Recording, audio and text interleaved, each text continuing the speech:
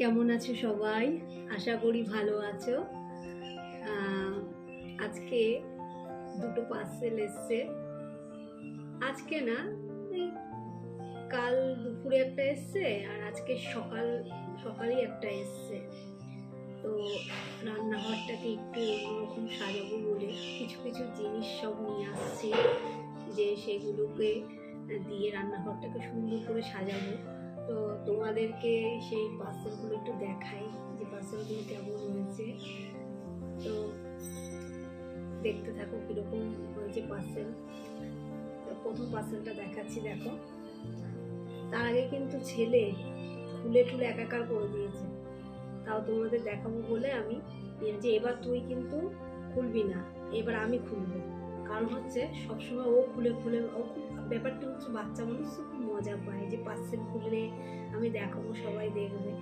কিন্তু এবার হচ্ছে না, আমি খুলবো, আমার রান্নাঘরের জিনিস, তুই কিন্তু খুলবি না, এমনি খুলে দেখ, কিন্তু আমি খুলবো, খুলে সবাইকে দেখাবো।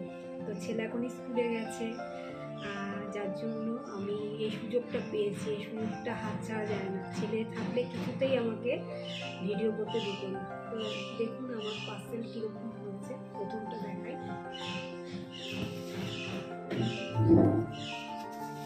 এই যে এত বড় বাস্কে একটা পার্সেল এসছে, সেটা দেখাচ্ছি আপনাদের। রান্নাঘর সাজাতে কে না চায় বলুন? রান্নাঘর হচ্ছে সব থেকে লক্ষ্মীর জায়গা। সেই জায়গাটা যদি পরিষ্কার পরিচ্ছন্ন টিপটপ থাকে। আমি একজনের ভিডিওতে দেখেছিলাম, সত্যি কথা আমার এত ভালো লেগেছে, যার জন্য আমিও মানে আস্তে আস্তে সেরকম হয়তো হবে না, আস্তে আস্তে সেইভাবে সাজানোর চেষ্টা করছি। মানে দেখে আমার খুব ভালো লেগেছিল যে রান্নাঘরটা এত টিপটপ আর এত সুন্দর, জিনিসপত্র জায়গা রাখা, হাত বাড়ালে পাওয়া যায়। তো দেখুন কি মানে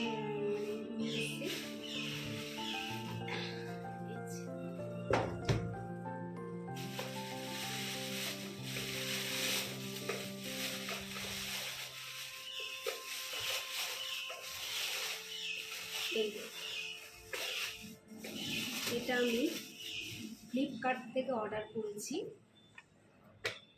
এই যে এখানে টোটাল 16টা কৌটো রয়েছে, এর মধ্যে আমি ফুল রাখতে পারবো।